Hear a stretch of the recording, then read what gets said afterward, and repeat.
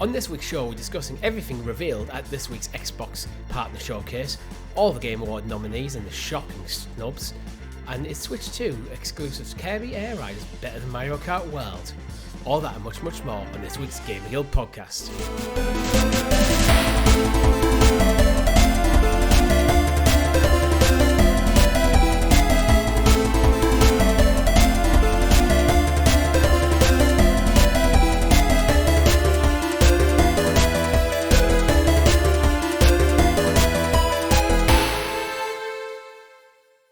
Good game, everyone. Welcome back to the GamerGuild Podcast, your weekly show where we round up all the week's video game stories and news for your listening or viewing pleasure right here on youtube.com/GamerGuildTV and up there in the digital clouds on your podcast preference of choice.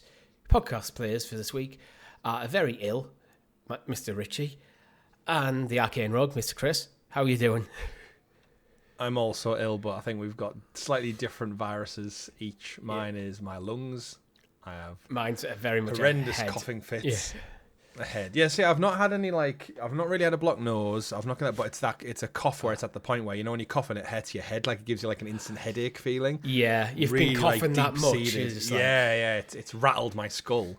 Yeah. So it's weird because I'm usually fine for the most part, but it's typical. As soon as you get to bed, as soon as you want to do anything important, you have these just coughing fits, and because it's in my lungs, it's not even my throat. My throat's fine. It's just the breathing part. My daughter wanted me to blow a balloon up earlier on today, and I couldn't even do it. Yeah. It was just I got a measly bubble in there, and I was like, I've got nothing. Sorry, child. Sorry, child. Oh, poor.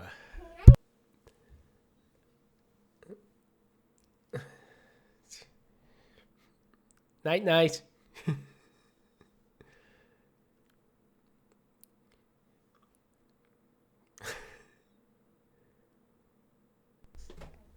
Yeah, you totally summoned her there. It felt like I summoned her there. Yeah, just ready for bed. Yeah. So yeah, I'm dying. Yeah. I'm dying. It's all because of her. I contract every disease from between my wife being a teacher and surrounded by kids to her going to nursery and surrounded by kids. I'm more ill than I've ever been. I blame them Southerners. That's why I got ill. I spent some time around Southerners and now I'm ill. 80,000 of them in a compact location. Yep. Licking them all. It's very difficult to lick every single person in the football stadium. Could give it a go though. Yeah, but security doesn't let you into certain areas. The ticket aisle. You have to climb through the vents. Maybe that's where I caught it. Maybe. Licking the vents. But thankfully video games will keep me alive and well, especially those sweet platinum trophies. Sustain me. Yeah, mine's one of them colds where you're just absolutely fine, and all of a sudden you just feel like you want to die for about a few hours, then you feel good again, and die, then good, and die. Yeah. Sounds like watching an England game. It wasn't a bad game. But you feel good, then you want to die. Then you feel good, then you want to die. It was against most opposition. Comfortable 2-0 win I saw, so I'm pretty happy with that. Good goal as well. Yeah. I had a nice weekend away. Tom did a really good job stepping in for me. He did. It was great having him back on the show, especially for all the Steam Deck news. Again, he's got such a critical eye for kind of the detail in the hardware and such. And a few of the games he brought to the table, which he's been playing, I haven't touched it on, but he's been chipping away at, so very interesting. After I got back, I've had a very busy week at work, so I'm actually not on top of last week's news. So what games was he playing? One of them was, which is now as soon as you said that, now my brain's went, delete I information. Feel like I put you on the spot there. The one, I can't even think of it. It's like Invincible, the TV show. It's like a Telltale game. It's red and blue. Deadpool. The cape is the letter A in it. Why is it absolutely? It'll be in last week's notes. Why is it absolutely eluding me now? I've even looked at it on the storefront because after Tom's amazing piece on it last week, it made me want to play it. Why can't I think of it? Punished, banished, vanished. It's there on the tip of my tongue. I feel like it's one where we kick ourselves when we remember. I'm gonna find it. It's gonna be top games out now. Vanished, banished, tarnished. Best games this year on Metacritic. Is Metacritic going to help me out? Dispatch. That's it. You were nowhere near. You were nowhere near. What did I say? Banished? Banished. Yeah, something like that. Yeah. I was thinking of stuff that had like an A in the title. Yeah, Dispatch. So it's ex-Telltale writers who've basically made like a I presume you've seen Invincible, or at least clips of it. The Amazon Prime comic book adaptation. I haven't. So it's like superheroes. It's proper brutal. It's like superheroes meets The Boys, but it's like comic book anime. So it's basically from Telltale people doing this one, but it's been released episodically, where you make decisions, and it's got a little bit of open exploration, but a lot of like key decisions that branch off to. But it ties it in with this like comic book anime style. So you've got that kind of Telltale experience, similar story, episodic, and unlike, I think, Lost Records and Bloom and Rage and stuff, where it's all in the most recent Life is Strange, where it's all kind of felt very samey. This one is just taking that formula and going total opposite of it, where it's like superheroes, blood, gore, sex, violence, and people loving it. Similar to how people like The Boys on Amazon and the Invincible series, which is what I'd replaced the name with. I think he was saying you get hired as someone as part of like a dispatch crew, basically sends the heroes to the locations to save the day. Right, I can see where the Boys kind of things come into play there. Yeah, and you somehow get roped into helping out, and then I presume become a hero at some point. But yeah, apparently really fantastically written, and it's one of those where the more I read about it, the more I'm like, okay, you know what? So yeah, like it's currently sitting on Metacritic on an 89. So it's like right up there. Not bad. Yeah, I'm interested, but when we get into the Game Awards part of the show, it'll come up a little bit because it's kind of up for one of the controversial things. No, it's one of the controversial things. It's because it was released episodically, so because the whole game wasn't out when the nomination deadline ended, it missed the cut. But then, in an even crueler twist of fate, because the first episode came out before the initial deadline, it will also miss out on next year's round. It sits in this weird limbo stage where it's took the game a few weeks to come out. Let's be perfectly honest. Yeah, I'm sure Jeff will remedy it by the time next year comes around, but because the game wasn't fully released, it wasn't up for the awards. But then because the first episode did release ahead of the cut-off point, it'll also miss out on next year's cycle of awards. But I'm sure Jeff will take it in like special consideration because it's a fantastic game apparently, and it would be one of them where it would be such a glaring omission to not acknowledge it for next year. But we do this every other Game Awards where we say the cut-off point is such a stupid thing because, like, I can get why, but it's so frustrating. Like last year, Indiana Jones got shafted on loads of things because it was like, what, a week out, I think it was? Yeah, I've always stood by that with game, and we can talk about it more when we get to that section of the show, but I've always stood by there has to be a cut-off somewhere. So if a game comes out after that cut-off, it is kind of just tough shit. But that's where I think you and me both think the Game Awards should just be in January. Yes, and you cut off is December the 31st. Yeah, and you do the Game Awards end of January. But yeah, and is anyone really going to bring out an insane title in like the opening weeks of January? That's going to like nip in there, go, oh, you missed the deadline because you came out January 3rd. It ain't going to happen because it's just not the type of marketplace for it. They need another category for best game that was controversially omitted from last year's Game Awards. I could see them adding it. Yeah. I could see them adding it. That's for certain. Yeah. It's nice to hear he's doing well. It's been a while since I've seen Tom, actually. He's playing everything on the Portal as well. Yeah. Especially with the new features added, quality of life and everything amongst that. He's just, living his best life, playing more than ever. His kids are growing up. He's playing some games with his kids. So. I did see the Portal on the Black Friday. The, the version you've got, the grey one, on a Black Friday sale. I was like, I don't need it.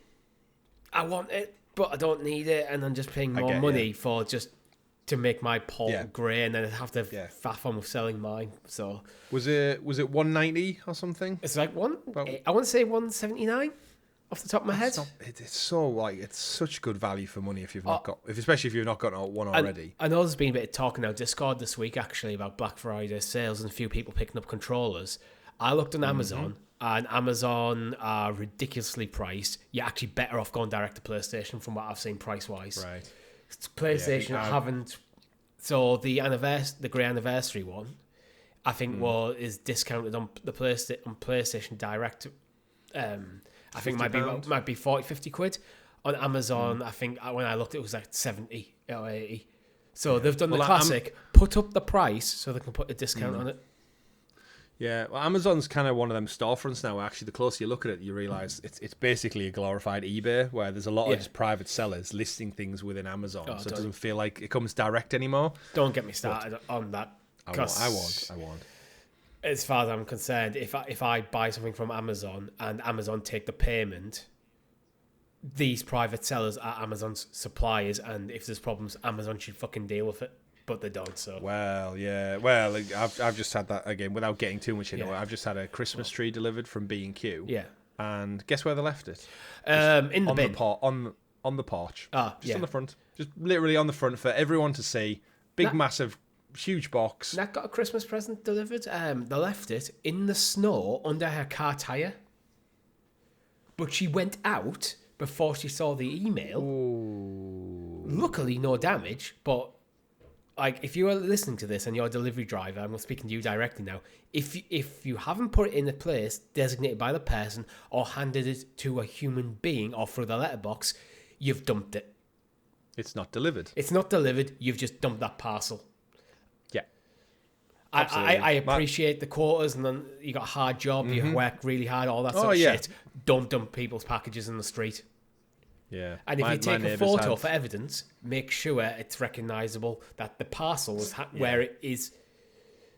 Because there's no point of a front door that you can't see the number and you can't see the parcel. Everyone in the estate's got the same front door as well. It's what we have. But yeah, my neighbour had 3 books delivered in the rain last week, and just all of them trashed because it soaked through the cardboard and then the books. It's like, right, you wouldn't order a takeaway and then get it 90% of the way to your mouth and go, oh, ate it, finished, complete. No, it's not. But Amazon, get it to its destination. I'm getting quite pissed off with them because they seem to not give a fuck, and we've had a lot of problems with deliveries over the last few months. So what's what monopoly problems cause? No one else. Yeah.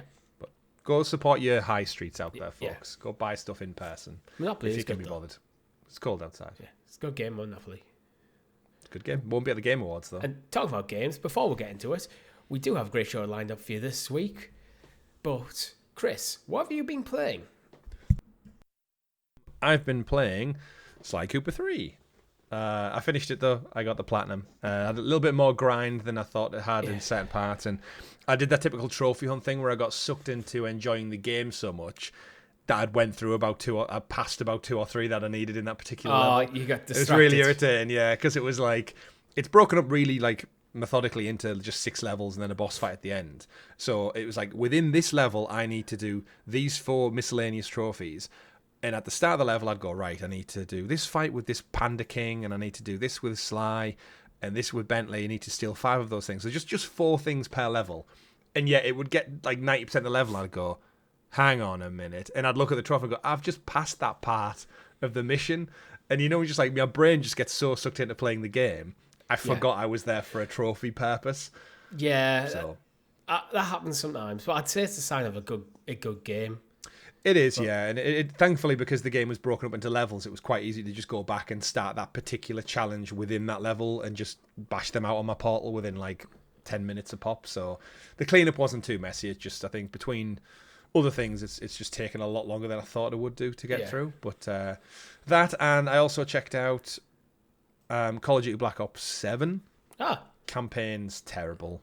Really? Deeply disappointing. I enjoyed what I played of 6. Got pretty much through most of the campaign. You of really 6. enjoyed the campaign in 6. Yeah, I was in the mood for a shooter and I really enjoyed it. Even like the trippy stuff, but it's almost like gone too far with the trippy stuff now. But the early kind of previews were right about the campaign and saying it seems like they've took multiplayer framework and made a campaign out of it. So it's a little bit more open world. So it feels kind of like they've just picked up, say, like a Warzone map and dropped it in and put like some loose story thread to get you from A to B to C to D. Yeah. And the enemies have health bars now, and they've added like loot boxes and stuff into the campaign. So there's like certain things you do when you'll open a crate, it'll give you like 2 options to pick from, and with like colourful pinks. And even though you're tripping on this like acid gas in the game, even in the early stages, you fight the villain of the seat of Black Ops so far, and he's got like a health bar, and he's because you're in a trippy like Arkham, when like Scarecrow gasses you in the Batman games and you go all trippy. Yeah. Giant machetes fall from the sky, and you can call them in as like airstrikes, so you can get kill streaks within the campaign to then call in airstrikes and UAVs, and it's basically multiplayer with a loose story throughout it, and it just feels so To be honest, haphazardly put together. After Black Ops 6, it's a big step off and quite a disappointment, honestly. Not that surprised, actually, because it's only been a 1 year turnaround time for a AAA game nowadays. That's not a lot, really. Well, it was Raven who did the campaign on the last one. It's Yeah. Raven who did this one, and it feels like they did the best they can with the last campaign, and then they were told, we need you on the next one as well. You so got they went, right. You got 6 What months. assets have we got? Yeah. What story can we write? Pull in stuff from multiplayer, and it does feel like it's basically glued together using what assets they already had. So, Yeah. and again, this was our worry when they were doing a sequential back-to-back Black Ops 6 or 7. They've never done it before since the Modern Warfare times. But even that was a different team where I feel like it's maybe just spread a little bit too thin. And I do think with the rise of Battlefield and Arc Raiders doing so well, very interested to see how Black Ops' numbers come out in the long run. It feels like an unnecessary miss because they potentially could have just cooked it for another year and been fine. Yeah, well, we thought when Microsoft took over, they may take a year off, but then they got to pay for that bill. They bought them for ridiculous money, so if they can churn out the millions, then keep doing it until it stops working. But I they'll feel still like sell gangbusters. It's just disappointing. You run the risk. Ubisoft hit this in the past where it felt like they were just churning out games to just for the sake of getting them out, and they lost a lot of respect from gamers as well.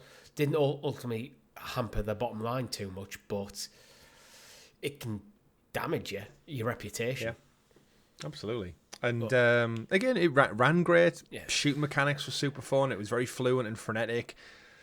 Played it through cloud, so shout out to Xbox Cloud Gaming, Play Anywhere. Day one, cloud streamed perfectly fine on my TV and here on the computer. But yeah, just I'm one of those where if you don't have a solid campaign with it, my interest jumps off a cliff like it did with Battlefield 2042 and other things. So probably one that I'm not really going to go back to now. Yeah, well, I try to play Black Ops 6, and it just this campaign just didn't grip me because I felt like I was jumping into the middle of a story. Didn't know any of the characters, why I was doing anything that I was doing, and after a few hours, I was like, you know what, not feeling this. Which it was the 6th Black Ops. So fair play it's that not you don't know where you're at. Yeah, it's not a reflection of the game, but it's like felt like if I wanted to get into the story, I'd want to go back to Black Ops 1 and work my way through. So when they'll remake them soon enough. Yeah, when Black Ops 7 was coming out, I was just like, it's just a hard pass for me. Yeah. I mean, if you think the next Call of Duty that isn't has a story strongly tied to a previous game might be the one where I give it a go. But we'll see. Well, you only got to wait 11 months. Yeah. Until the next one starts coming around, so win-win. And then I guess for our audience out there, Uncharted 2 Among Thieves Part 4 is now available on free feeds. Part 5 is available for members now, which is the finale. So if you're in for some Uncharted action, that's also continuing. And members also have a new video that's going to drop this week as well, Richie, a new series that I've been working on. You may have seen it drop into our dashboard, but I'm on the hunt. I'm on the game hunt, and I thought after many weeks of jumping on the podcast and saying I picked up this game, I picked up that game, I thought, why don't I actually start to catalogue the hunting that I'm doing for our audience's sake, because they're always paying attention, listening anyway, and they could help me out with it, quite frankly. So what I started doing is capturing myself scouring eBay for particular models, having a look. I've called it PlayStation Retro Hunt, and I may or may not have utilised the Talking the PS theme tune and or video graphics we paid for. We paid good money for that stuff. I've used it loads of times. I've used them loads of times. It's PlayStation centric. So yeah, PlayStation Retro Hunt. It's going to drop this week for members, next week on free feeds. Join me as I basically go on the hunt for rare, limited, special, or maybe just something I need on the shelf that I don't have as part of my collection. So episode 1 is Crash Bandicoot Black Label. And I say Black Label because the Platinum editions, that's the special thing. So when a copy is sold over 400 to 500,000, it goes Platinum, and they reprint it, they do the box, they do it out, but the artwork looks a little bit shitty because it gets that greatest hits stank all over it. Yeah. So I'm after the original OG one, and the reason the OG one's better, it's a little sneak peek for those who are going to go watch the episode. The Platinum discs are just silver discs that say the game name on, and then it says PlayStation Platinum. The original have beautiful artwork printed on the disc itself, and because they're the originals, they're also a little bit rarer to come by. So yeah, join me on the hunt for Crash Bandicoot Black Label Edition, And as part of the video, I actually wait until it comes in the post, and I'll unbox it and actually show the quality off that we've got. So when I'm on eBay, I'm looking for like good disc quality, good case quality. Is anything damaged? Is the manual missing? Because that's a big no-no. How many eBay sellers out there don't show the back of the disc in their listings is embarrassing. Like, I ain't buying any kind of DVD, disc, movie, Blu-ray if you're not showing the quality of the back of the disc. I think it's easy to see the ones who are genuine because they'll show you the box, they'll show you the box open, they'll show you the manuals, they'll show you the discs. Like, you've took 30 seconds of your life to get all the relevant shots and upload them, rather than just going, there you go, it's on. Yeah, some of them just use a literal saved image from a Google search as like like Crash Bandicoot cover art, and that's the listing. They don't show the actual physical product themselves. So it's like, well, you're done. I'm not even giving you the time of day. But interesting on the Crash Bandicoot one. I do some cyber sleuthing. One of them is a fraud. But you'll have to watch the video to find out which of the sellers is a fraud. So I don't know what the frequency is going to be of this series, because obviously I don't have infinite money to keep buying as much as I would like and build the collection. But it's a little adventure that I'm starting. Let me know on this show in our Discord if you do enjoy it. But yeah, members have it now. So enjoy. Yep. As for me, I'm getting towards the end of Tales of Symphonia. Ooh. I've really enjoyed it. The combat's a bit. I knew it's an older game. I knew the combat wasn't great fairly early, but starting to overstay its welcome. But one of the annoying things I've found with the game as the more I played is, when you're playing the game and you transition to the next area, like next room or something. Every single time you do it, all the enemies in the previous room respawn. So it feels like, okay, when you're exploring dungeons, trying to figure out what the puzzle of the dungeons and just get lost, it has a bit of a also the Halo thing, where you found where in the library where every single room looks the same, so it feels a bit disorientating. Yeah. So I've got to deal with that, but then every single time I leave the room to come back, all the enemies are spawned. And then I'm just getting a bit frustrated. It's like, it feels like the game's dragging itself out by dungeons that aren't very intuitive. And then all these respawns, and it's very difficult to, although all the enemies in the overworld, so you can avoid them. That is actually surprisingly difficult. Yeah. With some of the clunkiness, you get stuck on things, and sometimes the corridors are about the same width of the enemy, so you can't get past them. It's like all that kind of. It is a bit of like old game jank. I'm still loving the game. The story's amazing, and but I am looking forward to wrapping up, because the other game I've played is I played the Octopath Zero demo. Octopath Zero comes out, I think it's the 4th of December, and I've got it pre-ordered. I'm definitely in. Nice. And your save carries over from the demo as well? Yes, it does. I don't think I will. I think I'll just start again. Fair enough. For no reason other than after a couple of weeks, I'll just start again. It's a few hours. Yeah. And the 3 hours I played, because the demo is basically, here's the game, you've got 3 hours. After that time is done, you're locked. So you haven't had a chance to really. So that 3 hours I played, it's probably 1 hour when I replay it. Yeah. So, fair. But I'm looking forward to that. Nice to see that quality of life being added to demos, though. I think it's a really good incentive for, if you test it out and you do enjoy it, for those who don't want to start again. It's a really good incentive that I think everyone who puts out a demo should do. Yeah, I don't think it's one of them. The way Octopath's demo is handled, I don't think suits every game. Because some games you need quite a few hours to really get into it, so that then a vertical slice from later in the game sometimes can be better. Yeah. But with Octopath it worked. You basically got the basics of the games, the setting up the basic narrative. But immediately the difference between Octopath Zero and the previous 2 entries is, where the previous 2 you had effectively 8 protagonists, all with their intertwining stories, you have 1 main protagonist in this game. Right. So it's going to be interesting to see how that plays out and how it differs. But yeah, combat-wise, it's Octopath. It's the same as 1 and 2, basically. Probably have some other tweaks as the game goes on, but I'm looking forward to it. Wild that we've got 3 Octopath games in what feels like no space of time. But when did the first one come out? 16, 17?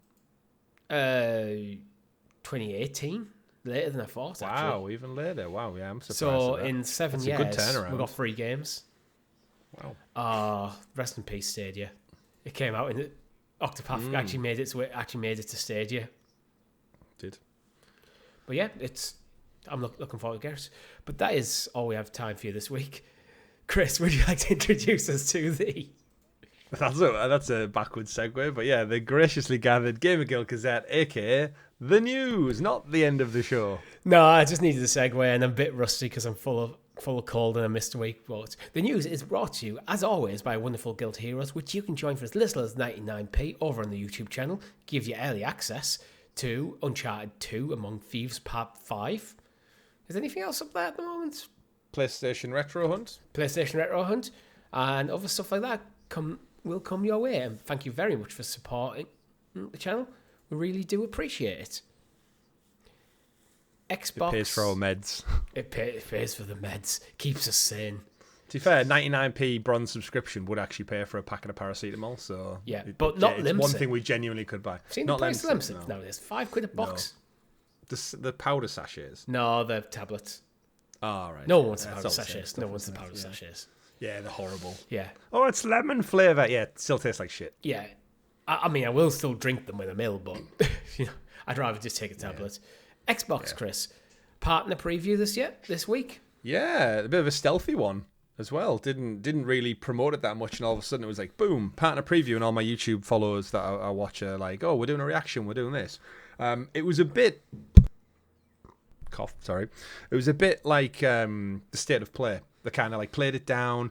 We don't traditionally get one now because you got to remember the Game Awards are like 2 and a bit weeks away. Yeah. So you'd imagine everything's kind of like building up towards that, and similar to the PlayStation State of Play when it's like a partner showcase, it feels like it's very much like a contractual obligation to we will talk about X amount of games with our partners, especially because the majority of these are Game Pass titles. So you'd imagine in a Game Pass contract, Xbox are obliged to like at least promote it at some point throughout its launch cycle.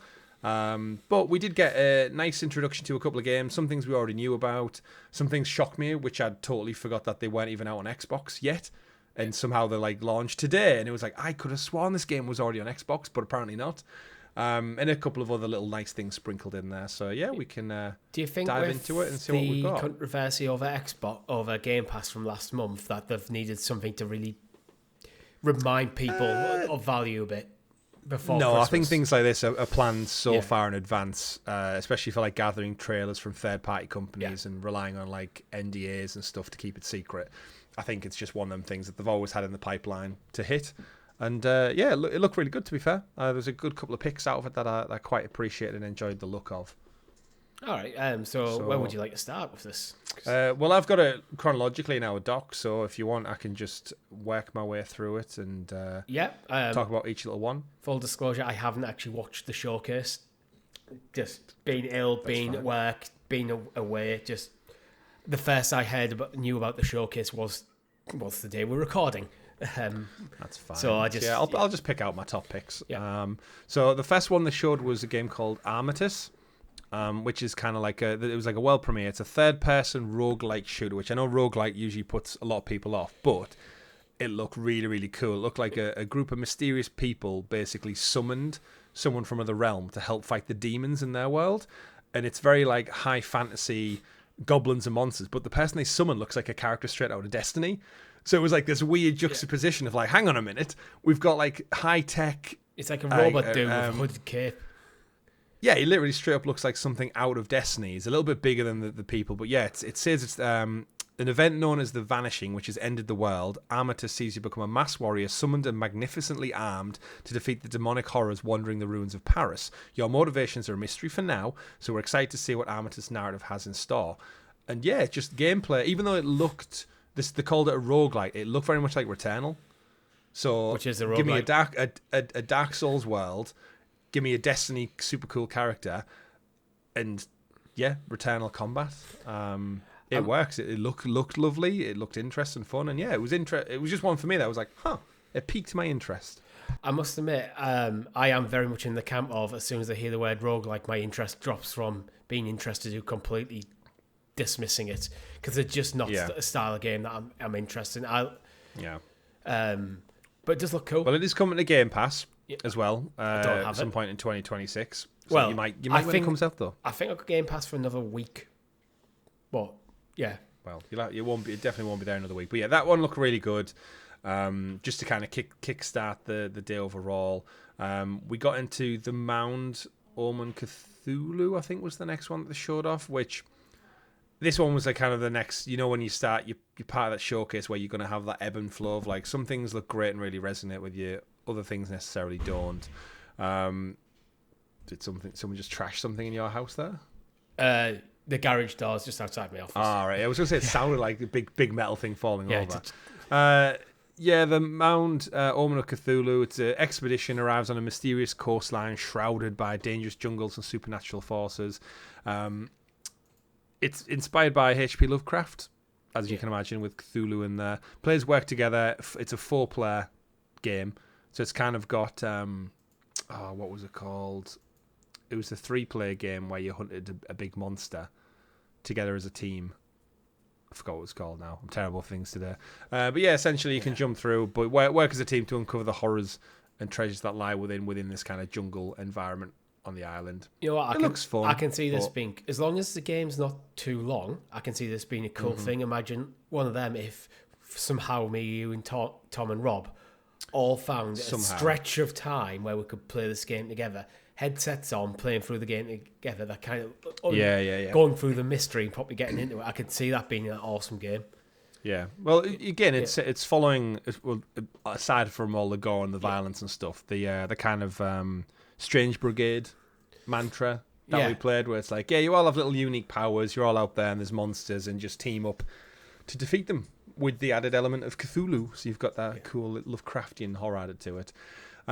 Next up, they showed Day of the Diver, which was a stealth drop out now on Xbox with its DLC that's due to come, which again, Day of the Diver won loads of indie awards last time round, last year. This was the one that I totally forgot hadn't even came out on Xbox. If you just told me it was on Xbox, I would have been like, yeah, Day of the Diver's on everything. You know why wouldn't it be? I would assume that was out on Xbox and that this release was for the DLC, the In the Jungle DLC. Yeah, it did, yeah. So yeah, Dave's no longer just diving, he's going into the jungle. So it's available now on Xbox, but yes, there is a Jungle in the Jungle DLC coming early 2026, which just takes it. And if I'm right in thinking, Day of the Diver's the diver by day and then it's like shopkeeper by night kind of thing, where you go and gather your resources. But really fun, whimsical. It's had a lot of interest in cross DLC. Like Godzilla was in the last DLC, I think. So. I feel it's one of them games that very much falls in the category of you can't describe it well because it sounds terrible. It's like, you go deep sea diving during the night, and then during the day you're in a shop. It's like, well, that sounds kind of boring, but then it's won awards left, right, and centre. Yeah, and it's become an indie darling. So this absolutely. Yeah. And moving on from that. Speaking of indie darlings, we got Crow Swan up next, or Crow's Swan, depending on how you want to break the word up. This stylish action platformer blends tight traversal mechanics with fluid combat maneuvers, and we got a little bit more of it today during the gameplay trailer. The basic look of this, it's Hollow Knight, but with one of those plague doctors from the plague era times. And this is one of those games that was born out of everyone wanting another Hollow Knight game, but Hollow Knight Silksong took so long to come out. So someone else, they kind of started up.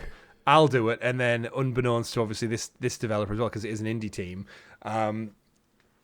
Silksong stealth dropped, didn't it? It came out within it got announced and came out within a week. So I bet these developers were thinking the longer they take to do Silksong, we're going to come out and eat their lunch, or at least take some of the audience and like give them something to eat while they wait for Silksong. Yeah, and then out of nowhere they're like, shit, Silksong's out, and it's sold millions and millions of copies, but it's got very similar aesthetics. It does have like a card mechanic to it, so it does mix the gameplay up a little bit. But from what I've heard, people who've got their early hands on this one, plays great. It's saying again, it's copying Silksong, but all the best parts about Silksong. It does. So really, some really of the does. lighting effects do look absolutely gorgeous. There's like an area in the trailer where he's fighting like at sunset in like some ruins, and it looks it looks really good. Looks pretty good. So again, Metroidvania game, fighting through loads of hordes of monsters, unraveling these mysteries. Coming to Game Pass Ultimate day one as well, so it's there as a big pop off. And I think this will be, if it can kind of tick all those Silksong boxes, it'll probably be up there next year with lots of Game of the Year nominations. To me, this feels like a Game Awards release date trailer will be coming as well. Yeah, I could see that as well. If there's people already getting hands on and they were trying to target getting out before Silksong, it feels like, all right, we've made a deal for Game Pass, so we'll put a trailer out there, but we'll also do a Game Awards and do that double dip, and probably might be even out. It might be even a stealth drop at Game Awards or a January release or something. Quite possibly. Yeah. We then moved on to a Vampire Survivors spin-off, Vampire Crawlers.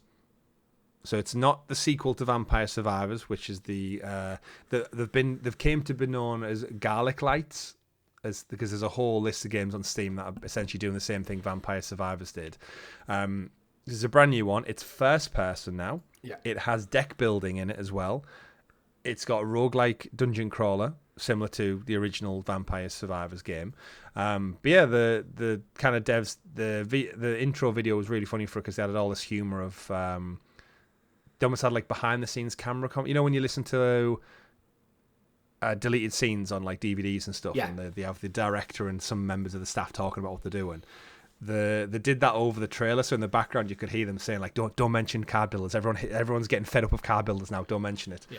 And then they get to the end and it says like Vampire Crawlers, the Turbo Wildcard game from Vampire Survivors, and you hear them in the background going, "Yes, we made it to the end of the trailer without mentioning it's a roguelike card deck builder style game." It's got that little bit of comedy to it. Yeah. But yeah, they say it's a fresh twist on Vampire Survivors, with it being third person. They said at the start of the video they were like, "Oh, upgraded graphics, this and that," and everyone's thinking they were going to go like AAA, and it basically pivoted and went to like basically PS1 era style. So again, keeps that kind of lo-fi. I'd say it's even before PS1. And... This is kind of like it's a 2D game that's trying to look like a 3D game. So this sort of like presentation, the first person camera angles, looks like the sort of thing you get in like a SNES. For like when the clever depth of field kind of think Doom, the original Doom games, but Vampire Survivors. That's the kind of look of the camera I'm getting. Yeah. So it looks fun, looks whimsical, and again, Vampire Survivors, one of them games that just took the world by storm last year. It came out at like 99p, I think it was. I think I own it on like 3 things already because it was like for the sake of £3 to just have this game that you can jump into at any time, have a blast, and just drop out. I think it was on Game Pass as well, so I've played it on there too. Yeah, Vampire Crawlers is going to be Game Pass as well. Literally, the Xbox blog is telling you to keep an eye on the Xbox blog for news of the release date. So I'm guessing they've already secured the rights to announce the release date. Sounds about right. We then got the most random tease of 007 First Light, which was the thing that I think pissed most people off about this whole showcase, because Xbox, although they didn't talk up the showcase, they did say is their first and probably biggest tentpole was IO Interactive are going to be here with stuff for First Light. So you're thinking like, oh, game comes out in March. Do they have like more gameplay? They've got another fun trailer. Are they going to reveal maybe another Bond villain or something? They literally unveiled the car that features in the game. I get why you would, because the Bond cars less than a minute. A Bond car is almost as important as a Bond girl, or who's the Bond is himself. But less than 60 seconds was given to this. Bear in mind, all the social media was saying IO Interactive and Bond First Light, and it got less than Vampire Survivors did, or Vampire, what was it called? But we've got the car. The Aston Martin Valhalla, cool as fuck name. Car looks sick. It's going to have loads of cool weapons, and I'm looking forward to the vehicle combat in the game. But yeah, I just thought they could have done a little bit more. They could have brought something additional, even just showing off maybe a bit of a racing level. You know what this feels like? So you kind of got a vibe for the car. This trailer feels like, when Smash Bros. is coming out and they do like character drops, like Nintendo are constantly dropping these small videos as a character introduction thing. It feels like that kind of thing. It's not your big reveal that you're going to put at a showcase. It's something you do to whet people's appetite on the run up to the game. Yeah, agreed. Yeah. So that was just briefly lived. Then they moved on. And it was like, oh, that's it. They're not showing anything else. We got... Where's probably the next good one? Roadside Research. Looked like a fun game. It's coming to Game Pass. It's basically two aliens who run a roadside petrol station. And you just do like job simulator style games of like stack the shelves, sell the items, and the FBI rock up and try and see you out. And it's got almost like a High on Life comedy vibe to it, where these aliens basically have hand-drawn faces of humans sellotaped to their face. Yeah, they're clearly aliens, but I guess the general public is so naive. We're not aliens. Just run a shop. But you know, it does look quite fun. I could see it being like an interesting like VR game as well, but it very much has that High on Life. Yeah. Like, why is there a dog in the shop? Stack the shelves. Oh, you slipped over on the milk on the floor. Yeah. Hide these items before the FBI show up or something. Yeah, I can see it kind of be that kind of thing. Like... Co-op simulator. Looks simplistic fun, basically, all around. We got Total Chaos dropped, which was a horror game. Dropped straight on the Game Pass, so if you want to play that, check that one out. It's available now. While I'm coughing into the mic, apologies. Not really anything to say about this one. It was one of those where it looked like just most horror games you've probably seen, unfortunately. You know what? If you're a horror fan, I think there's probably something in here. Yeah, if you're craving for more, but yeah, it's first-person survival horror. It's got mysteries. It's got monsters to kill, avoid, or run away from. Very atmospheric. Looks a little bit like you'd kind of imagine the Upside Down of Stranger Things, where everything's kind of like floating in this ethereal, like anti-gravity world. Makeshift weapons, shotguns, scavenge materials. I don't know why. I'm getting a few Hellblade vibes. I think because everything just looks quite bleak. Yeah, I could see that. Yeah, but look tense enough. Didn't have obviously the polish of a Resident Evil, but again, I think if you're into this kind of thing, horror's your game. It's probably going to do quite well on the kind of streamer jump scare kind of thing. But you know what? Someone's got to challenge Resident Evil, so glad to see that something's out there. Total Chaos, not the best name, I think, for a horror game. No, it feels like strikes me more actiony. Yeah. When you say Total Chaos, I'm expecting more along the combat, more along the lines of, say, Doom rather than Resident Evil, where things are chaotic, it's frenetic, like not slow and considered. Yeah, agreed. We then got from the creators of Little Nightmares, we got Reanimal. So this is again Little Nightmares 3 got left over with the massive the guys who did Until Dawn. They had a crack at number 3. Reviewed okay. We felt like more of the same. Whereas the team, obviously Tarsier Studios, they've broken away and then are now doing their own thing, which ironically looks a lot like Little Nightmares. So this one's co-op, just like Little Nightmares 3 was. It's a brother and sister on a mission to find missing friends, but the kind of the pace and the mechanics of this one seems like it's been elevated a little bit, where a lot of people have kind of referred it to. It's more closer to Inside with like the kind of horror, rather than the kind of timber and Roald Dahl horror that you got on Little Nightmares. So very, very similar in themes, but I think just interesting settings, interesting atmosphere. And hopefully it leans a little bit more into feeling like there's some actual risk. Yeah. Because I think the Little Nightmares ones end up being a bit more whimsical than they do scary. Yeah, true. Things like Inside was kind of like creepy and then like very kind of meant to be thought-provoking, like because you don't really know the motivations of your characters till like you finish the game and go, yeah, that's a bit weird. So Little Nightmares fans going to be eating good at the moment. It's kind of a similar vibe, isn't it, to Life is Strange, where if you like Life is Strange, there's a new one coming out. If you like Little Nightmares, there's a new one coming out. But those teams also went off and made Lost Records, and these have gone off and made Reanimal. You've got essentially the similar split. Yeah.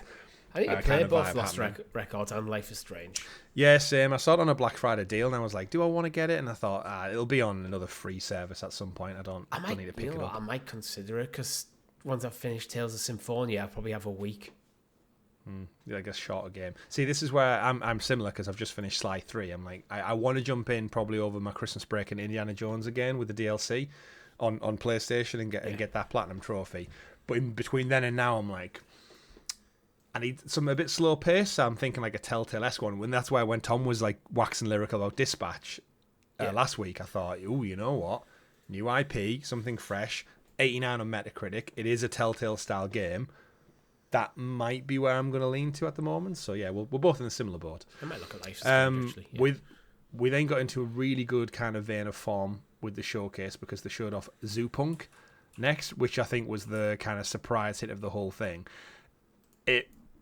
I don't even know where to start with this one. The trailer kind of starts and you're like, okay, it's a rabbit. It's very much just a rabbit in some kind of bounty hunter Star Wars gear. And then all of a sudden it opens up and it basically feels like if you took Final Fantasy and merged it with Animal Farm, this is what you would get. Fucking hell. It's a ragtag group of so it's like an absolute bleak world where there's like weapon wielding I always say this word, anthropomorphic animals. It's an action game. So it's set in a world, introduced like the villains, you see the bad guy character, there's precious materials and stuff, but the trailer basically is very Final Fantasy where it's like one character on a hunt for this object called the Spark, captured by a rival group, take it for themselves. We see some combat, actual gameplay combat, which looks a bit simplistic, but again, not worlds away from like what you'd see in maybe like God of War or something in terms of just like hack and slash. It's a hack and slash action game, which, to be honest, we don't, outside the Soulsborne place, sphere, we don't get too much of that at the moment. But it doesn't look roguelite-y where it's like, it's going to be like brutal hack and slash combat where you have to properly dodge and stuff and parry all the time. It looks like you can just mash the buttons and take some hits and use some special powers. And it doesn't look overly punishing. Yeah, but it's a humanoid bunny rabbit wielding dual katanas essentially, fighting giant. I don't know what's this one on the trailer that I'm looking at. Giant ferrets and pandas and then it shows up. It says like Zoopunk and the music was cool. It was like very like cyberpunk, obviously theme. It was just like this standard thing where it's like, you know what, this looks fun as fuck. Yeah, and I didn't when I saw a bunny initially, I was like, nah. But then when it leans into the corniness like Final Fantasy does, you're like, all right, you know what? Actually, you see a CGI bunny with like a mech on top of like a motorbike, and the title's called Zoopunk. You go, for fuck's sake, what am I about to watch? Yeah. But then when you find out like the big mob boss is a big hippopotamus, the style of Jabba the Hutt, and he's got a little alligator sidekick. It just has that. So we've got a bit of time to wait. Yeah, we do. It just looks fun. I think if we see this one or two more times, it could be one of those like just. It's such I don't want to say Japanese game, but it's just got that vibe about it where it's like it doesn't take itself seriously. It is zany. You are playing as a rabbit, and it looks like you might be able to play as partners as well. It takes itself seriously in a way that it's kind of tongue in cheek. Like it's slightly slapstick because it takes itself too seriously, but it knows it is, so it kind of looks like it works. Yeah, it's a bit like Beyond Good and Evil as well. Yeah. Like his sidekicks, it's a squirrel with like it's a little squirrel girl with like two pistols, and you've got like your brute character looks like it's going to be a rhinoceros, and you can play as them all. So it looks like it might have a little bit if you played the Guardians of the Galaxy game where you can call them in and switch them during battles. So yeah, could be a stealth hit, could be an absolute flop depending on how genuinely it ends up being in the end. But didn't expect it, but enjoyed it. So pleasantly surprised with that one. We then had, or it might have been just before, Erosion, which has come to Game Pass, which was a voxel style game. So almost that with that, think like Dark Side Detective, but a bit more 2.5D. So if you give Dark Side Detective like the Octopath treatment. Yeah. It has that like 3D voxel vibe to it. Set in kind of a future Western world where they're all cowboys and stuff, but they're digging for precious gold and stuff. But it also has like flying cars and hovercrafts and stuff. So it's an interesting world. But essentially, the premise of it is you're betrayed by I think your gang out in the Wild West. You're killed. They take your daughter, but then you come back to life. And basically you go through all these different mechanics to in this like voxel filled world of like you go to the saloon, you can go to the campsites, you can zoom around the desert to find things that are going on. But the hook that it gets you in is not only does it look funky and something different, every time you die in the game you lose time to save your daughter. So it shows right at the very end of the trailer, it looks like you kind of save her or you're reunited with her, and it does like quick flashes of photo between like she starts off as a child, then she's like a teenager, grown woman, and then an old lady, and then she literally dies in his arms at the end because you were too late. So there's an actual like threat element to the whole game where it's like, yeah, actually, if you're not quick enough, she's gonna just age up and die because you might seemingly, I guess, make a deal with the devil or something and come back from the dead to hunt her down. Yeah. But yeah, time passes in this world, so everyone's got older. The area around you's gotten older. The shops have closed down and become decrepit and old. And yeah, at the end, I was like, oh, it's pulling on my heartstrings. So you're seeing a little voxel lady turn into an old granny and die in his arms. It's like, oh, what was it for? And Erosion's quite a cool name as well because of time and whatnot. Yeah. So if anyone listening who wants to know what a voxel is, it's basically a 3D pixel. Voxel. Yeah. What are your thoughts? It looks cool. On it, looking at the trailer. Yeah. It looks different. Yeah, it looks different. I think is what caught my eye a little bit in it. Music was really good too, so really enjoyed that one. The art style wasn't really doing anything for me, but it might be one of them. Initially, it's just not catching my attention, but the more when you talk about the story, Seth going, oh, actually, there's something more there. I think it's one that I'd probably like to check out, but then if it started getting loads of like groundswell leading up to launch and at launch, it was like, oh, now I need to check it out. Yeah. It's on your radar, you're interested but it's not definite. I'd leave it for others. Clover Pit was in there, which is basically just like another Balatro style game on like slot machines rather than just playing cards. Doesn't do anything for me, but it's out there, coming to Game Pass as well. Oh, sorry, it's out today, so it literally is out there on Game Pass Ultimate and Premium. So Philly Boots if you're into some gambling, but not much of a game for me on that one. Yeah, it did nothing for me. What did we do? We then jumped into Tides of Annihilation, which is probably the biggest game of the whole showcase.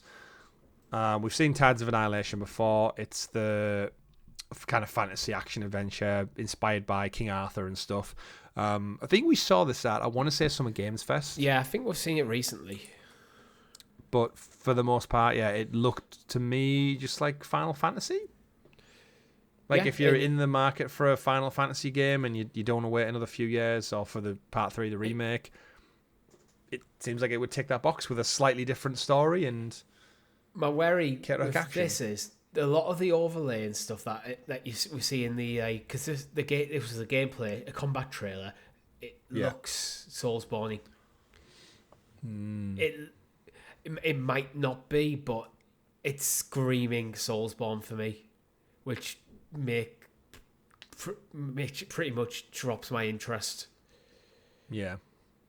So it's always hard to say with a boss fight because you don't know if it's like, is it any different to a boss fight in like God of War or something, or is it just because we don't have the context of the rest of the open world?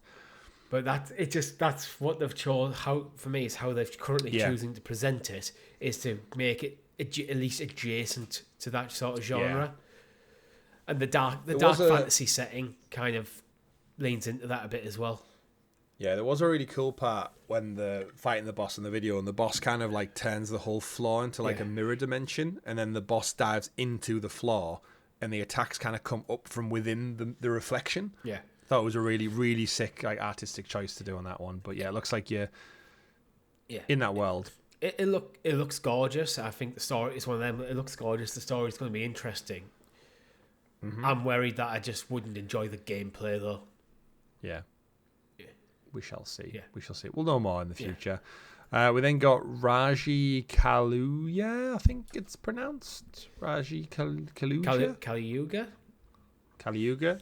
Either way. This is the sequel to the original game, which I didn't know there was an original Raji, an ancient epic. It's a multi-award-winning indie title adventure, apparently, set in ancient India, get that right. Set 6 years after the original game, this expands on the conflict, portraying not just war among mortals, but a cosmic struggle involving gods, asuras, mystical forces. You play as Raja and a younger brother Dash as dual protagonists that you'll control during different parts of the story. Sequel makes bold new strides into a genre pivoting from the first game's isometric interpretation of ancient India into a full third-person action adventure. So, yeah, it seems like they're having a bit of a glow up, kind of like Helldivers style. We're going from an isometric top-down to, boom, we're in full-on AAA-esque categories. I'm wondering if the dual protagonists, towards the end of the trailer, it's got a split shot of the two protagonists, split down the middle, and then Kali and Yuga in different color text. I wonder if they're going to be the names of the protagonists. One's going to be Callie, one's going to be Yuga. Oh, maybe. That's a good point. It does say you play as Raji and her younger brother Dash, so maybe not. Yeah. Maybe not then, yeah. But, it's hard because there's no real gameplay, so it's just more just like visuals, and I don't remember the first one. But you know what? Anything that explores a different mythology, cool concept. Similar to like India. Need to see what the game is. Interesting more. Yeah. But coming to Game Pass, coming to Game Pass, Day 1. But that kind of then concluded the overall thing, which it felt weird that we had Tides of Annihilation second to last and not last, because it felt like that was the bigger game of the whole showcase. Oh, actually, I should also mention Hitman did drop. So IO were there again.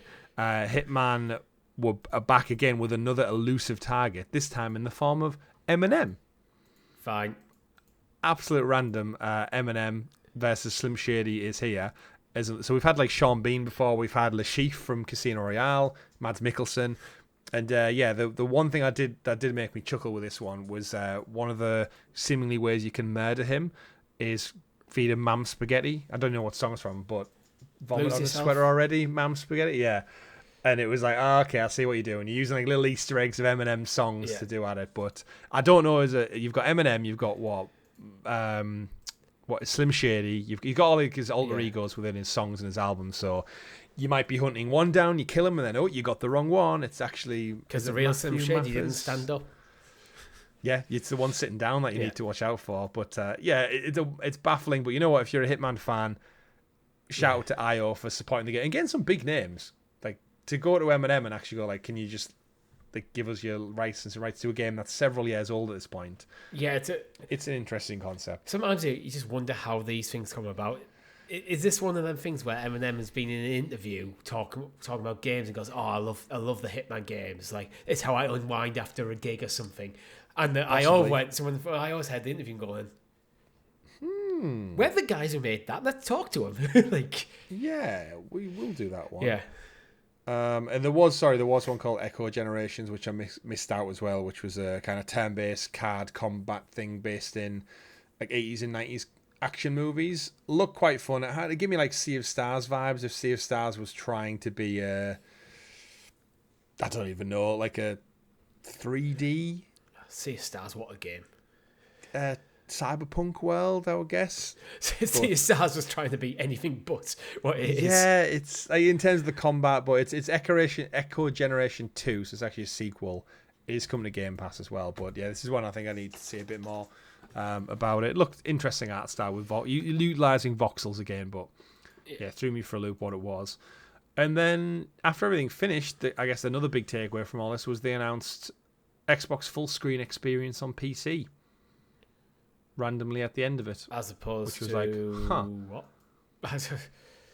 So I think this is going to be setting up for the future of what the Xbox console will look like. Yeah. So the option to go full screen. So the full screen experience for Windows 11 PCs.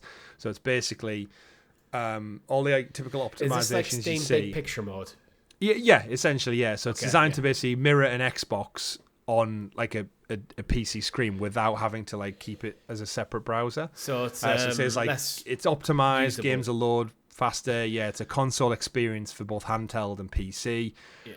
In addition to that, your controller UI is going to be more navigatable. It's going to immerse you in more. It's going to have the storefronts from console and PC merged together. Switch between games and apps. Basically giving you like a seamless Xbox experience. It could be a useful utility to people who like connect a PC to their like TV and stuff. But I feel like if you're sitting down at a PC to play PC games via Xbox, the Xbox browser, like the Steam browser, would be the better solution because you can just use your mouse and keyboard, click on what you want, the game boots in full screen, then you pick up your controller. I can see a use case for it. This is a cough. Yeah. This is what feels like a beta for next gen Xbox, which is going to be, everyone's saying it's just going to be a PC overlay. So if this feels like, right, get it out now, test the waters, see how we can get that Xbox on a PC and see how like closely we can align everything behind the scenes. So then when the next one comes out, and it's basically just as close to a PC without being one as it can get. They've done it already. I can see it being You've useful already been actually doing it. in the handheld PC market, where you kind of, although you have your handheld PC is running Windows, if you want to boot straight into the Xbox ecosystem, have a closer to console experience, it feels like that kind of thing that's transferring over to the main PC space. Yeah. Probably to want to make instead harmonize Xbox between PC experience, console experience, and the handheld experience, where as Xbox seems to be transitioning more to publisher, less focused on the console and more about the play anywhere attitude. Having wherever you interact with your Xbox games, having it the same. Yeah, I can see the benefit. Yeah. Personally, I prefer my PC experience to just be a PC experience. You don't need to oversimplify it. Make it just put things in sensible places, make it easy to navigate in my library, and I will use the mouse and keyboard because I'm sat in front of it. Yeah, and this is where it leans into the kind of the ethos of they're doing that, and that was the irony of last week when Steam announced the Steam Machine and the Steam Frame, and that's kind of ran by SteamOS, which can run on anything like handheld, mobile, portable thingy, and it was like, oh, actually, those two roads are starting to overlap and line up very conveniently. So the world of everything being PC is its foundation, which all consoles essentially are, but so much closer for a modern gamer. It's starting to blur the lines.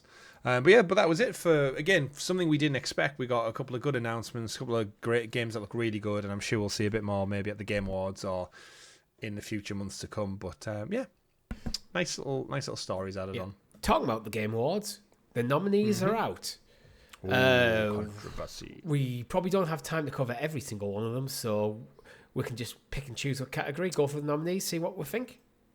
Yeah, absolutely. I think we'll leave game of the year till near the end. Yeah, we'll round up this segment with Game of the Year. So we can skip any player strategy, best influencer kind of bullshit. Esports, content creator, most anticipated game, rule them straight out. Yeah, agreed. Nothing against any of them, just not really our bag, really. Yeah. I might do my votes now while we're in. Yeah. Do you want to go from the second one at the top and just work our way through the top ones? Best game direction. The choices for best game direction are Claire Obscure, Expedition 33, Death Stranding 2, On the Beach, Ghost of Yorte, Hades 2, Split Fiction. This is awarded for outstanding creative vision and innovation in game direction and design. Is that how we're going to do them all? I feel like there's a way we can probably fit it down. Yeah, we should probably.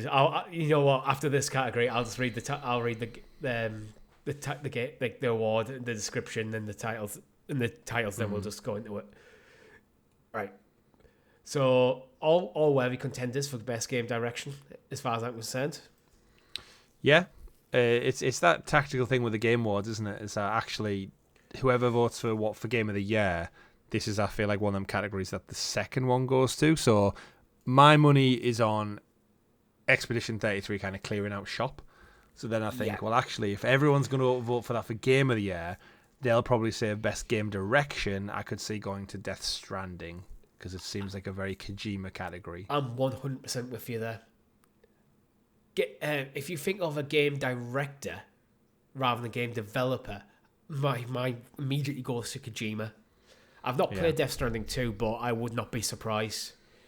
Absolutely. I love Ghost of Yorte, but a few weeks removed now, it is very much Ghost of Tsushima 2, and I don't think it did anything to really surpass Ghost of Tsushima. I love the thought it was, absolutely, but when you're in a category with something like Claire Obscure, which kind of really broke out the mold in the genre, Death Stranding 2, which ultimately it's a game about delivering parcels that everyone loves, so there must be some bloody good storytelling in there. Oh, yes. Yeah, if Split Fiction, co-op game, Hades 2, again, another. I feel like Ghost of Yorta, oddly enough, is probably the weakest in here. Yeah, for I'd this agree with that, category. I think. Yeah.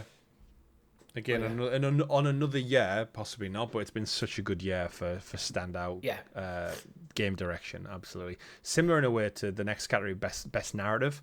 It's pretty much the same players show up except for the last two. Yeah. So best narrative, outstanding storytelling and narrative development in a game, Clay Obscure, Death Stranding 2, Ghost of Yotei, Kingdom Come Deliverance 2, and Silent Hill F. Yeah.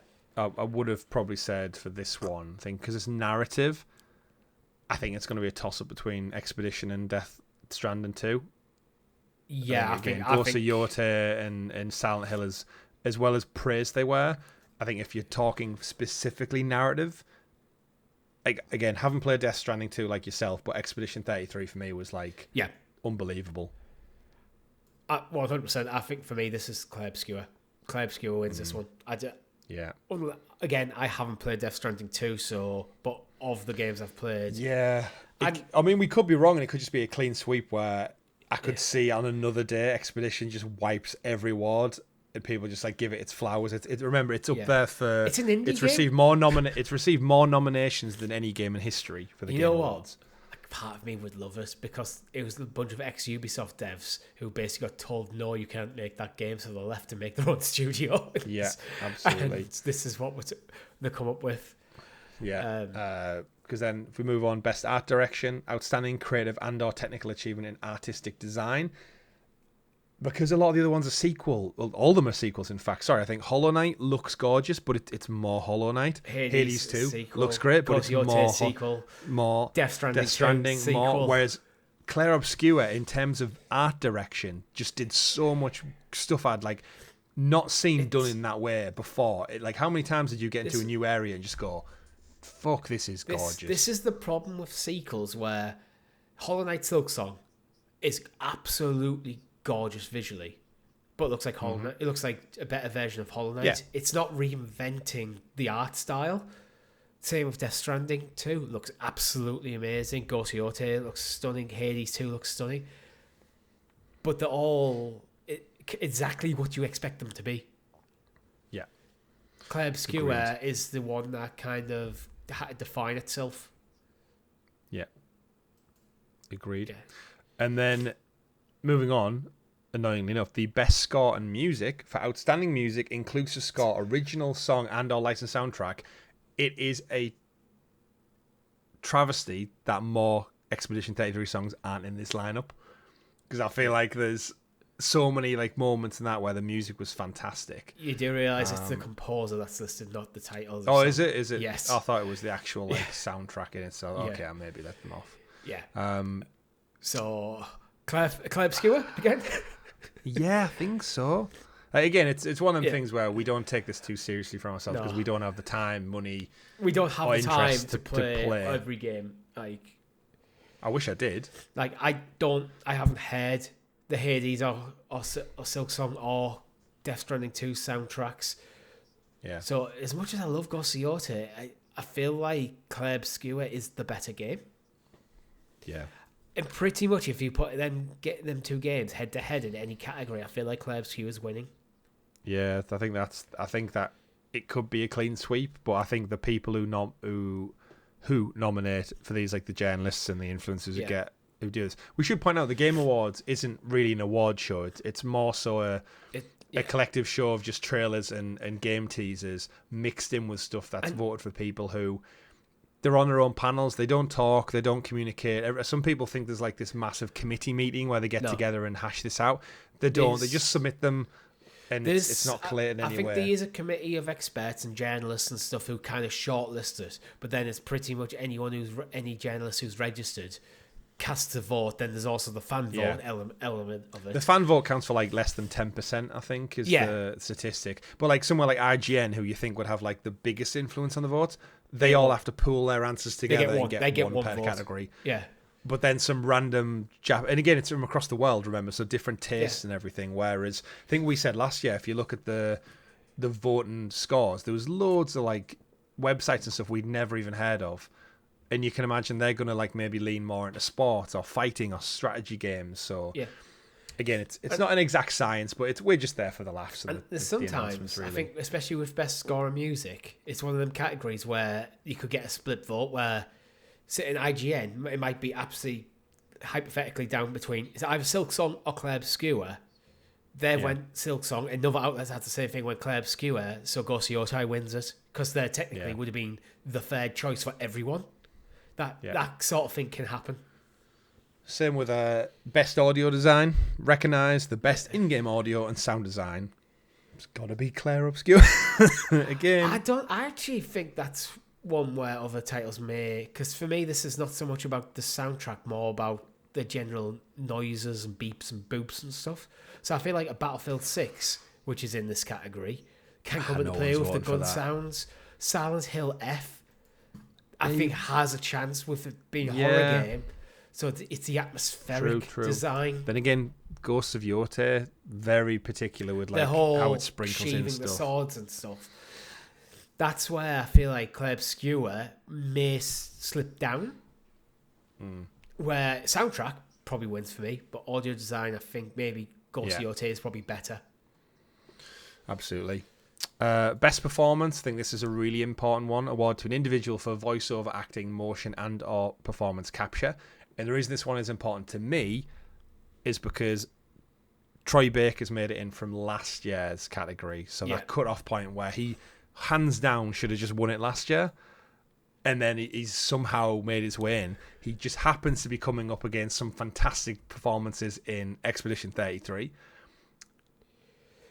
I feel like I think it's Troy. It's got to be Troy. It's got to be. Like, you can't convince the world you are Harrison Ford, both in game and sound. I want to give everyone the props here. So Ben Stark, Claire Obscure, Expedition 33, Charlie Cox, Claire Obscure, Erica Charlie Ishii, Cox, who, bear in mind, didn't even know what he was doing for that. He literally just did the voiceover, and when people were asking about the game, he was like, I recorded these lines like in a sound booth like a few years ago. A year ago, and like, thank you for loving the game. It was a 1 or 2 day job for him. Yeah, he was just called in for it, and don't get me wrong, I think his performance, like, it had me in tears.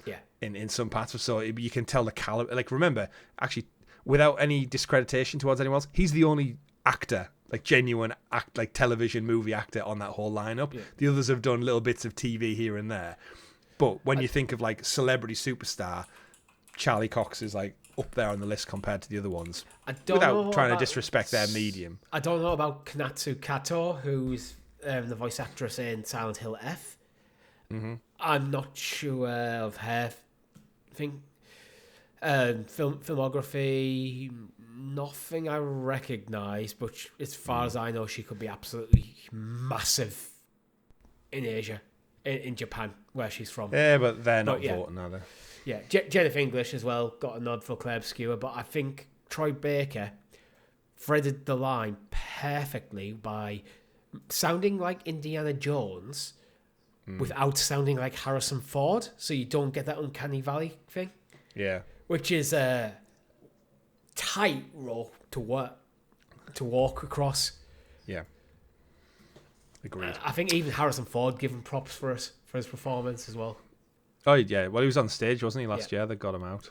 What do you want to jump to next? I want to mention innovation and accessibility. I'm not familiar with why any of these are cast, but I think accessibility very important. So all the titles doing good work deserve a shout out. Assassin's Creed Shadows, Atomfall, Doom: The Dark Ages, EA Sports, FC26, and South of Midnight.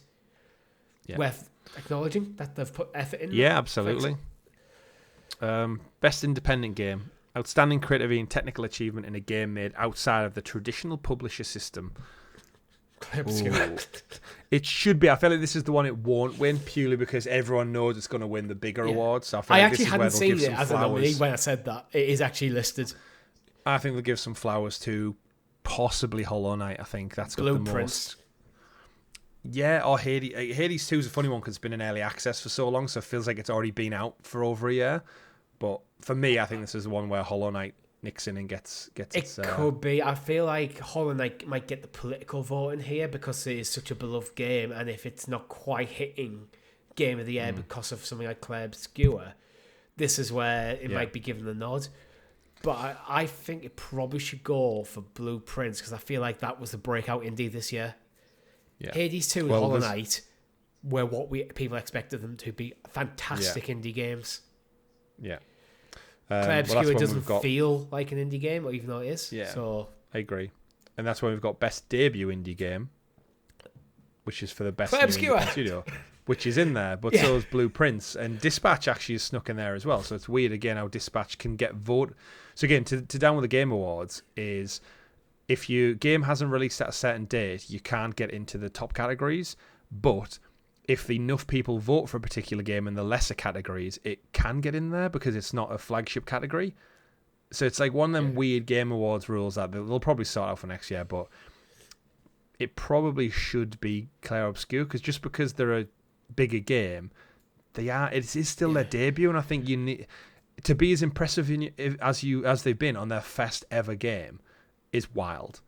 Yeah, I think this is, again, it's a political voting thing. I think a lot of people are going to pick Clay Obscure for Game of the Year, so don't feel comfortable putting it for Best Debut Indie Game. Because I agree. It's meant to be a celebration. I understand why, because it's meant to be a celebration of games.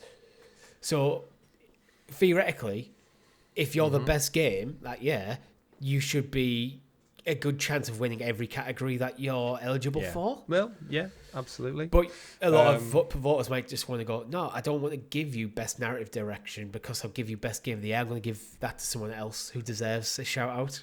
Well, absolutely.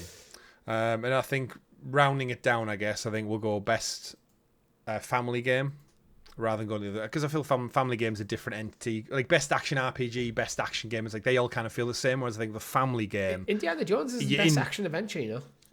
Well, it could win. I think it should win that one as well. Then. But looking at the family games, Donkey Kong Bonanza, Lego Party, Lego Voyages, Mario Kart World, Sonic Racing Cross World, and Split Fiction, usually known as the Nintendo category. I think I'd love it to go to Lego Voyages, but I feel like Donkey Kong Bonanza's got this one. Yeah, I feel... And on any other day, you would think Mario Kart would take it hands down, but I think Mario Kart World has been quite a disappointment to a lot of people. Mario Kart World is rated worse than Sonic Racing, and the killer IP on the Switch right now, you would have to probably say, is Donkey Kong. Yeah. Absolutely. I feel like Split Fiction deserves a good shout out, but I personally don't see it as a family game. It's not. It's a two-people game, isn't it? Yeah. Well, yeah.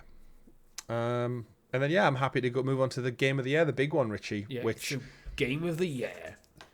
Recognize a game that delivers the absolute best experience across all creative and technical fields.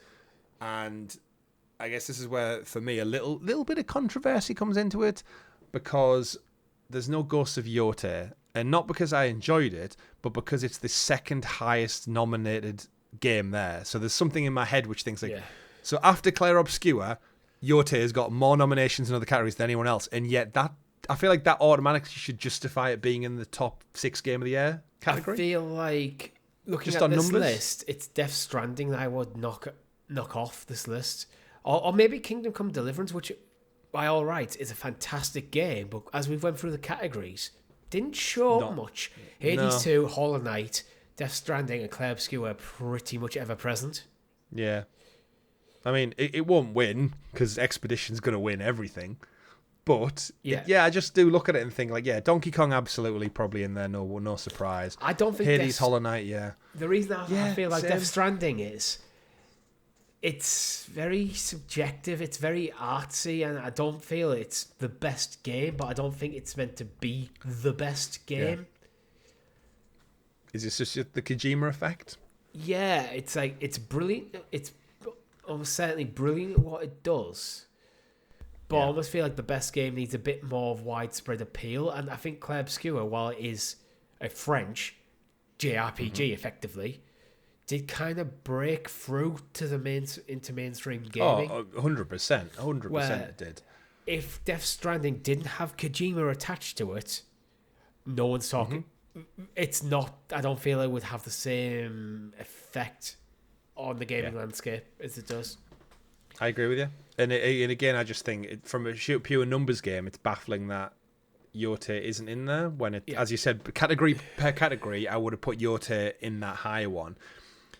But again, this is sometimes what it comes down to. This could be the outcome of tactical voting in other categories, has meant Yote has been pushed out of the thought process for this one.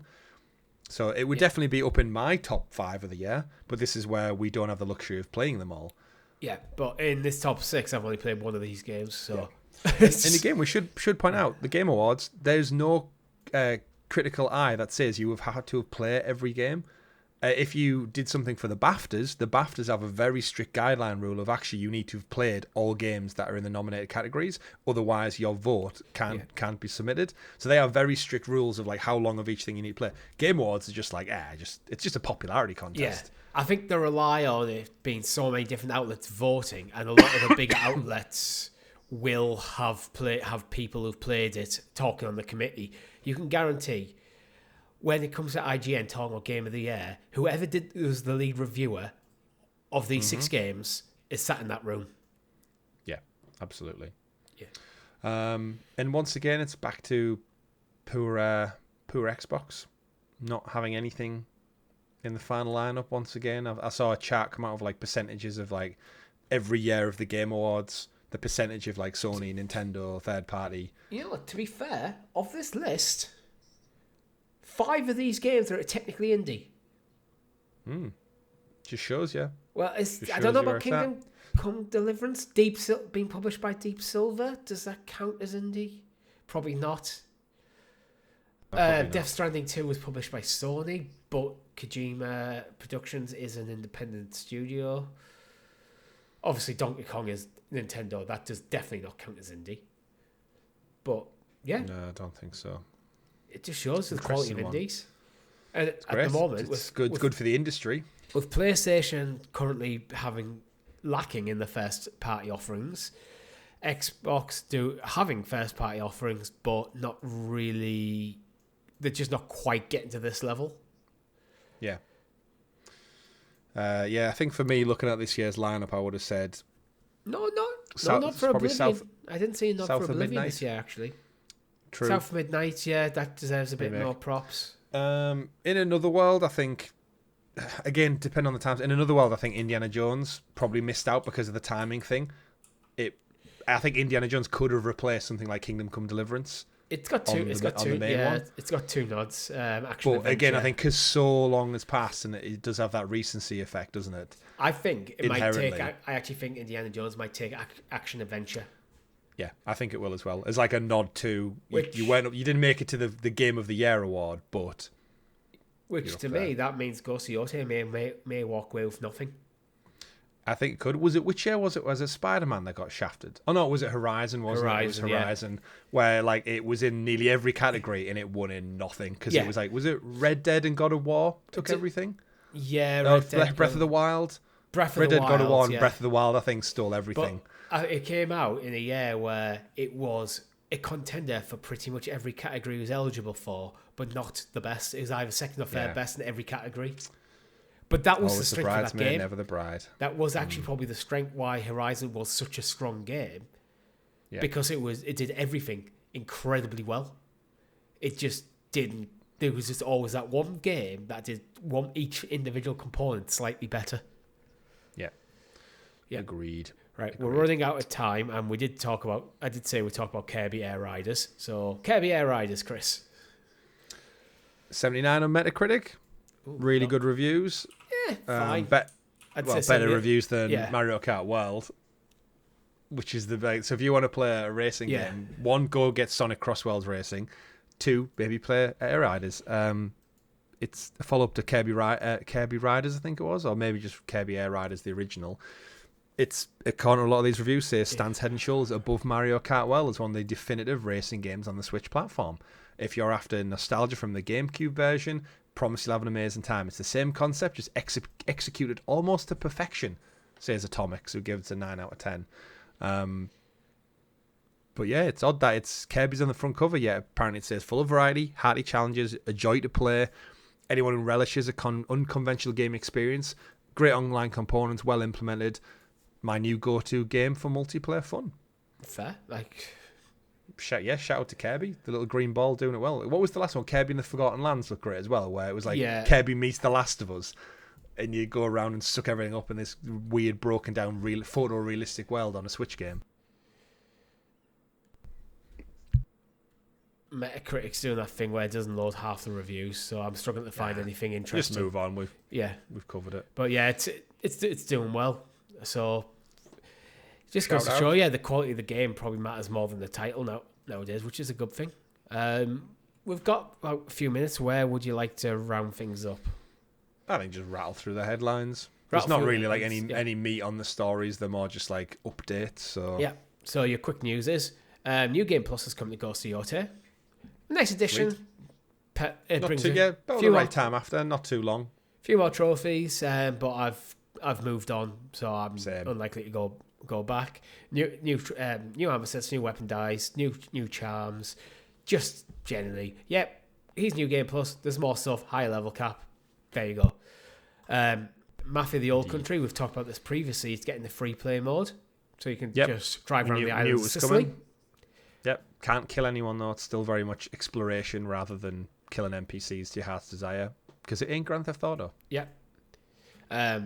We've mentioned Horizon. Sorry, my nose is getting a bit blocked here. Horizon has passed 40 million sales.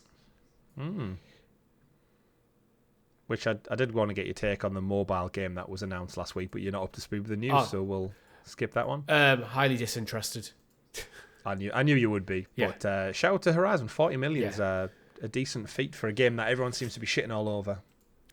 Is the mobile game like the MMO or something? Like it is. It's the one that we thought was. It's the MMORPG, but it looks good. To be fair, me and Tom looked at it. And if you said it was a PlayStation game, I don't think initially you'd bat an eyelid at it. But it's not coming to PlayStation. You play it on the phone. Like that's not how. Well, it's not coming to PlayStation. That's the odd thing. They announced that and a Ratchet and Clank game, and both of them are going to mobile only. But the MMOs, surely you want to get them as many places as possible. So they're PlayStation IP, so I'd want them on PlayStation first and foremost. I can see the benefit of playing an MMO on my phone when you're out and about and stuff. Then you go home and go, right, I'm going to put that phone down, I'm going to pick up my controller or sit in front of my PC and then continue. Yeah. So, anyway. But mobile games, very Still Frontiers is a cool name. Yeah. Still. That is a good, cool name. Tomb Raider 2013, so this is a reboot of the Tomb Raider franchise. It's just been stealth dropped on the Switch 1 and 2, which are fantastic library editions. Switch 1, I'm surprised by that, actually. I mean, it should be able to run it because it came out before the Switch 1. Yeah, but it's a bit late in coming. It's a bit late in coming, and it's also Tomb Raider. It's a gorgeous game that stands up very well even to today. So I'm surprised that the Switch 1 is capable of running it well enough. Yeah. I mean, I've seen comparisons of the Switch 2 version this week saying that like the PS4 version looks better than it still. But then at the end of the day, I think Aspire ported it, and they probably went Nintendo was like, hey, you know what? We can probably fudge this and get it to run on Switch 1 for very little extra work. There's 120 million Switch 1s in the wild. Yeah. Why not? But if you only have a Switch, fill your boots. You're going to have a good time. It's a good game. Yeah, great game. After Contraband got cancelled, Avalanche Liverpool has now been closed and 31 staff have unfortunately been laid off. Yep. So that's Just Cause developer Avalanche. It's Liverpool studio, so that they are still alive. They've closed one of their studios. So we knew it was happening when Microsoft pulled out of the Contraband game. We said the funding. I think they were shipping it around to other people. Yeah. And yes, seemingly they've gone. So shout out to those 31 people who've unfortunately lost their jobs, and hopefully you'll find a much more secure place in the industry. Yeah, hopefully. And finally, City Skylines developers have parted way with the publishing team. While we're still waiting for the console port that was meant to come day and date back in October 2023. Yeah, just a bit of an odd one.